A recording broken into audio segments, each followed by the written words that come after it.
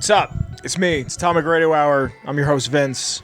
Episode 368. Still having technical difficulties. Should have had this episode out to you last week, but for some reason OBS just didn't want to cooperate. Shout out to the Patreon, link in the description below. I love you. Thanks for checking out the program. I'm just going to start this off with something I've been really into right now, and I really want to shine a light on it. Behind me, hopefully, is my footage, my recording of Mouse P.I. Detective for Hire. I've been really enjoying this game. I have played maybe an hour and a half of it. I haven't had a chance to play a whole hell of a lot, but I love this game. It's funny. It reminds me of Toonheads, which was a show on Cartoon Network when I was really, really little, where they would explain animation and explain Fleischer era and rubber hose stuff and explain why it was important and how it pioneered things. And it's like the first time I ever heard names like Iworks and stuff. I love this game behind me. I've only played a little bit of it. It makes me want to collect everything. It makes me want to collect all the newspapers, makes me want to collect all the comic book strips, makes me want to collect all the baseball cards. Everything about this game is fun. It's a boomer shooter. It's an old school boomer shooter. It's strafe, shoot, dodge, heal. You pick up heals, and it's whiskey, and you can get armor, and there's little things that are modern, like hit the one button on the directional pad, and it throws a stick of dynamite, but also you can just equip it. It's that rubber hose aesthetic, so everything kind of like bounces, like you're holding a gun like this. You're just like, it floats, and then when you go to cock it back to reload it, the barrel squeezes back. I like this game, and this is one of those where if the studio had money, real money behind it, I think it might have. I remember hearing this was an Xbox exclusive. I don't know if that's true. I don't think it is, because I bought it on PlayStation, but it's a game that I'd love to see real money behind. I'd love to see maybe, I mean, I'm an hour and a half in, so I don't know what the story is going to evolve into, but it's a great noir. It's so far, like the atmosphere of it, it's tongue-in-cheek. It's a beautiful game in black and white. Hey, remember the technical difficulties that I brought up moments ago? Guess what? They never left. They're still here. So we're back. I want to shout out Willy DuWitt real quick, who showed up while the technical difficulties were happening. If it wasn't for him, probably would have known that they were going on. If you like the show, check out the Patreon. Link again, you can watch these episodes live. But as I was saying, Mouse P.I., this game is fun. I really like this game. I like that it's a boomer shooter. It feels like a video game, and it really feels like the type of thing that I've been missing, because so many games just feel like Sims. Like if you play God of War, it's like, oh, I'm playing this single dad simulator. Or if you play something like The Last of Us, it's like, oh, I'm playing this single dad simulator. And if you play something like Death Stranding, you're playing this single dad simulator. And I'm just tired of Sims, and I want to play a video game. And I think that's why I've been playing a lot of indies lately, even though I'm not a big indie guy. This Mouse P.I. game, for the hour and a half I've played of it, I can't speak highly enough of it. It's a lot of fun. It's funny. It's got a lot of character. The voice acting is pretty decent. I forget the guy who's doing the voice acting, but he's pretty much main character McGee. He's one of those kind of guys. It's a great time, and I really, really enjoy it. I want to get into this week's lore after I gush about that thing that I loved. We're going to gush about more things that I love at the end of the show, but I want to do the lore. Before I do the lore, I have to shout out the Patreon. If you like the show, there's a link in the description below. Check it out. From the $1 tier to the $10 tier, there's some rewards, there's some perks. At the $10 tier, you can watch these episodes get recorded live. I want to shout out the Patreon supporters at the top. I want to thank the OG Noah. Thank you, Noah. After Noah, I have to thank Mellow Milhouse. Thank you to Mellow Milhouse. After Mellow Milhouse, I have to thank Danish Hound Dog. Thank you to Danish Hound Dog. And last, but certainly not least, I have to thank Willy DuWitt, who is here in chat right now with us. Thank you to the Patreon. I love you. Thank you for your support. Now, let's get into this week's lore. This week, when I did the lore poll on the Patreon, I kind of set it up for failure. I put either a single Mirelurk or Bobby No-Nos, because I just want to talk about Fallout 4. I want to get more footage of Fallout 4. I feel like Fallout 4 is one of the more neglected mainline Fallout games that I've ever covered, and I'd really, besides 76, I'd really like to cover Fallout 4. So if you want to hear any sort of Fallout lore, be it from the show, be it from the games, the one comic book we have, any lore whatsoever, check out the Ghoulman Entertainment Patreon, because from the $1 tier to the $10 tier, every single week your voice is heard when it comes time to choose this week's lore. And by way of the Ghoulman Entertainment Patreon, I bring you this week's lore on Bobby No-Nos from Fallout 4. Now, Bobby No-Nos, or as I once called her, Roberta Bobby Negative Nostrils McGee, is a small-time crook and good neighbor in Boston in Fallout 4 in the year 2287. She calls herself a legitimate businesswoman. And her big thing is she wants to be the next up-and-coming gangster. She wants to be the next up-and-coming criminal person. She wants to make her money and her life off of crime, essentially. And her big thing is she wants to hit Hancock's strong room in the NH&M Freight Depot. She doesn't like Hancock. It's very much a ghoul-on-ghoul crime that goes on in this time. I wonder if it's just a jealousy of just this ghoul is in charge. Why is this ghoul in charge? Why am I not the ghoul in charge? It's just a ghoul that hates another ghoul. Maybe it's supposed to be a commentary on it really be your own. You know, the people that you think are in your corner and are going to take care of you don't. This is also Fallout 4. She herself has planted a raider in the Massachusetts State House to get closer to the strong room, to get a man on the inside closer to Hancock, to find out where it is and how to infiltrate it. She tells her crew and the sole survivor if he chooses to team up with her. She planted that raider in there to get closer to Hancock and see where his storeroom was.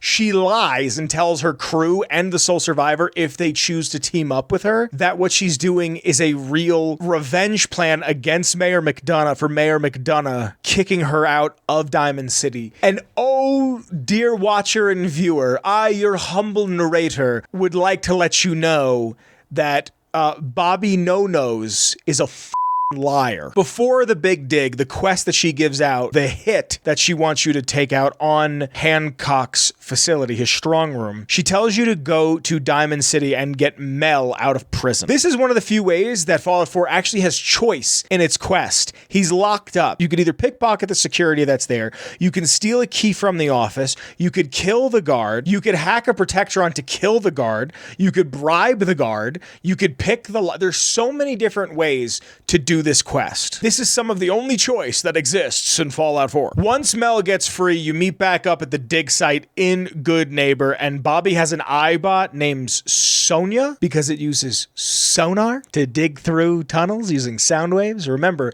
Liberty Prime is at the end of this game. While doing this and fighting off Mirelurks and other mobs that are coming at you, Mel will continue to bring up that you're nowhere near Diamond City, and that's because you're not. Because again, dear listener, I, as your humble narrator, would like to let you know that Bobby No-Nose is a liar. I would like to point out that I get all my lore off of fallout.fandom.com, the Nukapedia, if you will. I love these games. I've played these games. I give them a hard time every now and again. I rib them a little bit, but I use the wiki just to double check up on certain things.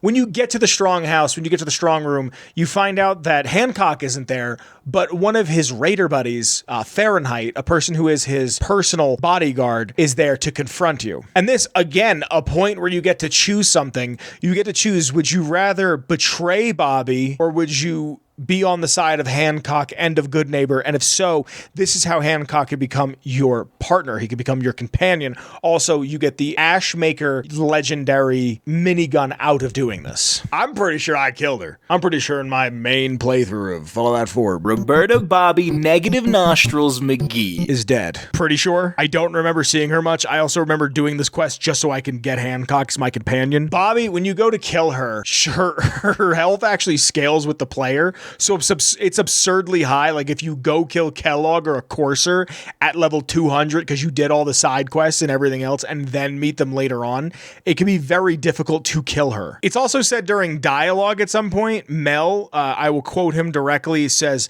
"I just hope this isn't like when we tried to break into that vault and it ended up being heavily irradiated.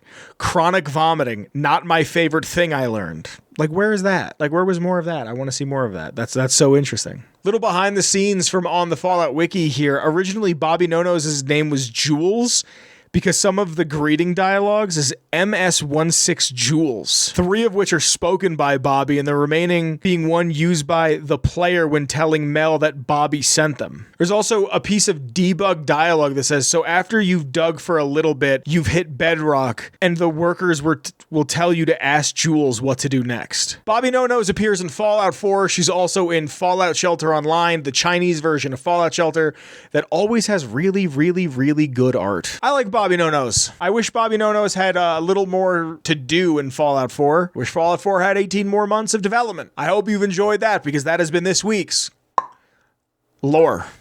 Hey everybody. Welcome to segment 3, the third segment of today's program. I feel like we're in a golden age of entertainment, but I have some qualms and some queries with that. I feel like a lot of stuff that's being made is just primo. Like, I feel like it's finally being directly marketed to an audience and not sitting in a boardroom. I'm reading the book that is inspiring Supergirl, the movie that's coming out in a few months, and it's really good. Apparently we're not supposed to like Tom King. I'm not really sure why, other than I think he might have worked for like the CIA at a point, and now he's writing comic books. I don't know. I like this book. I'm excited for Supergirl. Today the trailer for Clayface came out, and I'm really into the DC Cinematic Universe, or whatever it's called right now, DC Studios or what have you, because I don't like Marvel stuff. And this is a lot of fun for me to jump into the ideas of gods and monsters like this phase of DC is. We're getting the Clayface movie. It's a body horror movie. We could be seeing Batman, like the next new Batman for the first time in a long time. Well, other than Pattinson, but I hope that's its own thing because I really like that. And I hope they go with something campy and fun, like a mixture between like Silver Age Batman and Batman the Brave and the Bold cartoon, where he's serious and he's silly, and they're developing a movie that has to do with his son Damian that I'm really interested in seeing. Anyway, all that to be said, new Lego Batman video game looks like it is about to be my game of the year for this year. And yes, I do know that GTA 6 is coming out this year. I don't care that GTA 6 is coming out this year. It is not written by the Houser brothers. I don't care. The last game to be written by the Houser brothers was Red Dead 2, and I loved Red Dead 2 after I hated Red Dead 2. But all of this to be said, look at all this positivity, look at all of this. How much of this is based in nostalgia? And I heard something recently, it was a quote on a podcast by the writer Alan Moore, and I'm going to surmise it, and I'm going to paraphrase it, but it was more or less, what is nostalgia other than weaponized fascism? The root of nostalgia, if I remember correctly from the quote, is a sickness. It's a sickness of home. How much of your childhood being preyed upon going, remember this from your childhood? Remember this from your childhood? Remember this from your childhood? Is to keep you in the mindset of a child, to keep you complacent, to keep you complicit. How much of it is bad to hang on to? Now, I love Fallout. Fallout is a thing that I first played when I was 11 or 12 years old. I love Godzilla, a thing that I saw when I was 6. I love Batman, a thing that has been a part of my life for a very, very long time. How much of that is weaponized fascism? How much of that, and I'm not saying that it is. I'm just saying let's play with this idea for a minute. How much of that is to keep me in the mindset of a child? I'm an adult, and I spend a lot of money on toys. I will not lie to you. I spend a lot of money on toys. I spend a lot of money on a comic book. My own personal money. I work a job. I work a 40-plus hour week, and I make my own money, and I could spend my own money how I want to spend my own money. But how much of it is keeping me locked behind essentially a paywall? How much of it is not allowing me to move forward? I heard Alan Moore say that, and it stopped me dead in my tracks. Well, I heard a quote of him saying it somewhere else on a podcast, and it stopped me, and I really sat there and thought to myself, how much of this is to keep me down? I used to be very much into sneakers. Not so much anymore. I kind of got priced out of it. There's no reason why a pair of fucking sneakers needs to be $190 for a base entry pair of shoes. No reason. I don't need to spend that much money. I spent that much money on a pair of sneakers once, and that was the last pair of sneakers I bought that I pretty much retired from collecting sneakers at that point. And I've worn them twice. The point I'm getting at, though, the sneaker market is dictated by old shoes. And I don't mean shoes that came out 15 years ago. I mean shoes that came out in 1985 to 1999 to 2001, and they just keep remaking them. Because it reminds you of something. It keeps you in the mindset of the old. And as time goes on, we forget things.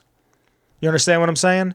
Because you can sit there and be a fan of Michael Jordan. You could talk about Michael Jordan. You could understand Michael Jordan. But if you weren't around to see him play, you really don't know nothing about him. You don't understand why he was so big. Same thing with musicians. You could understand Michael Jackson. You could understand his music. You could understand the trials and tribulations he went through. But if you weren't around when he was around, I don't think you're going to get it.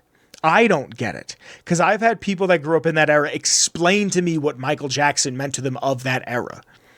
You know, people would faint when they would see Michael Jackson. That is the closest you're going to get to being a deity on this planet that you can get. So I ask again, how much of your nostalgia is weaponized fascism? How much of it is it so you sit back and go, I sure did love this thing when I was 9. That was such a peaceful time. Let's remember what that was like. And then that is used against you. Not to get negative, but it's something that it's been really, really weighing heavy on my brain since I heard it this Monday. Just some things to think about. I hope you guys have been well. My name has been Vince. This has been Atomic Radio Hour, episode 360-something. The one with all of the technical difficulties. The stream has gone down. This recording has gone down like 4 times. The intro music is by the one and only Shane Ivers. Go ahead and check him out. Link in the description below. Intro song is called Feather Duster. Shout out to the Patreon, link in the description below. Shout out to the Redbubble. Shout out to the Discord. Join the Discord. I love you very much. Hopefully I'll be seeing you soon. I want to get this back to be a weekly thing. I love you very much. I'll be seeing you soon. Be well to one another. I'll see you in the next one. Bye, everybody. Atomic Radio Hour Podcast. A Ghoulman Entertainment production.